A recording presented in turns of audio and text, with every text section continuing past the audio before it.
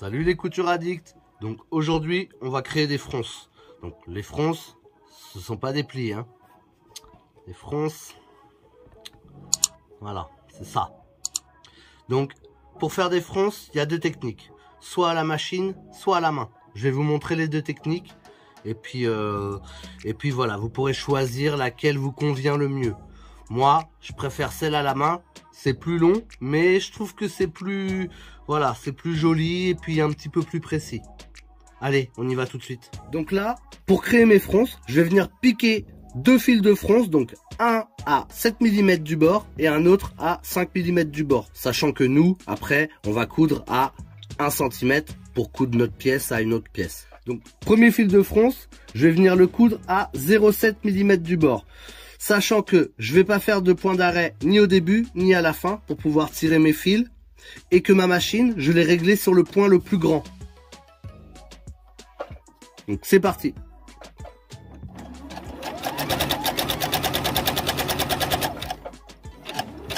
Et là je vais venir piquer un autre fil de fronce à 5 mm.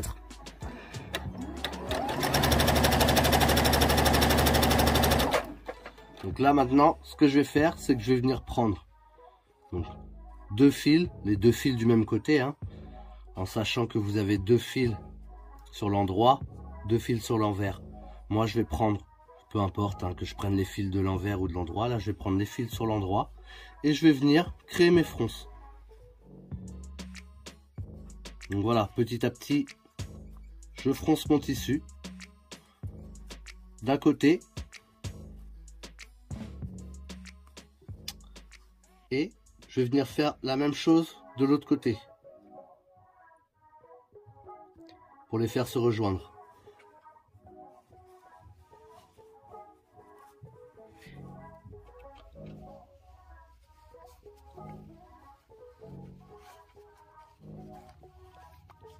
Voilà. Une fois que j'ai créé mes fronces, voilà, alors je peux les faire soit serrés comme ça, je peux les desserrer un petit peu. Hein. Ça après c'est selon le modèle ou la pièce que vous faites, hein, ce qui vous est demandé. Voilà, vous pouvez faire un petit peu desserré ou un peu plus serré. Ce que je vais faire, c'est que je vais venir prendre des épingles. Donc deux épingles. Je vais en mettre une d'un côté. Je vais venir prendre mes fils. Et je vais venir faire un 8 en fait autour de mon épingle pour venir caler mes fils de fronce. C'est-à-dire que comme ça, voilà, elles bougeront plus. Elles seront calées à la distance où je veux qu'elles voilà, qu'elles restent. Je peux venir créer mon 8.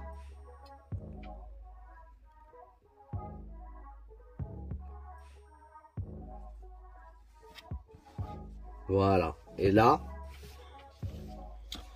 j'ai mes fronces. Donc moi après, cette pièce-là, je peux venir la coudre avec une autre pièce. Donc comme je vais coudre à 1 cm, les fronces, mes fils de fronce seront dans la valeur de couture à l'intérieur, cachée. Donc là, je vais vous montrer comment on fait des fronces à la main.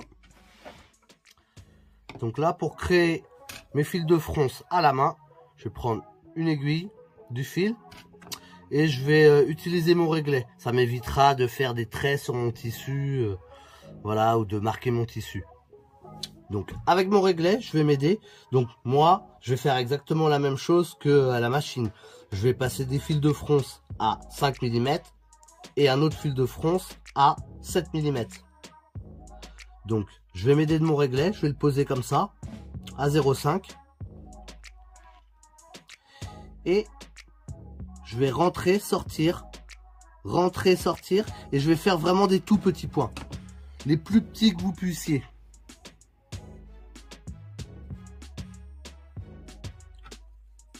Hop.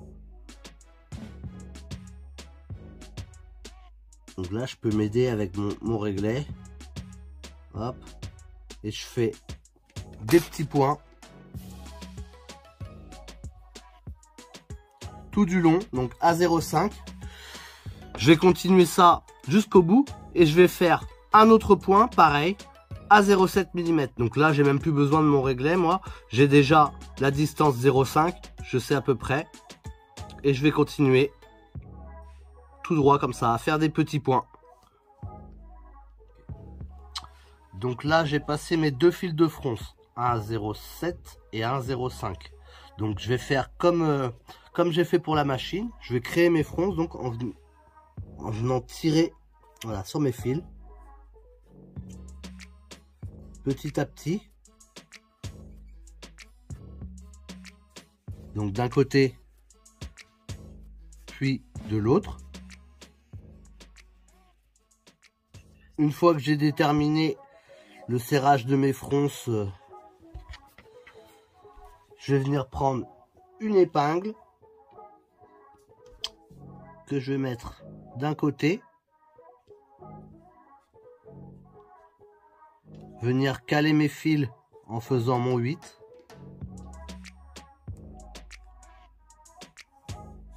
et de l'autre côté pareil.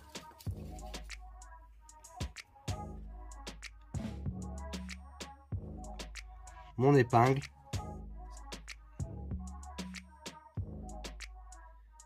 et je crée mon 8 et j'ai créé des fronces. Voilà, donc si vous avez aimé la vidéo, vous n'oubliez pas, vous me mettez un petit pouce bleu, vous vous abonnez si c'est pas fait, vous activez la cloche pour être au courant des prochaines vidéos qui vont arriver, et puis je vous dis à bientôt. Ciao!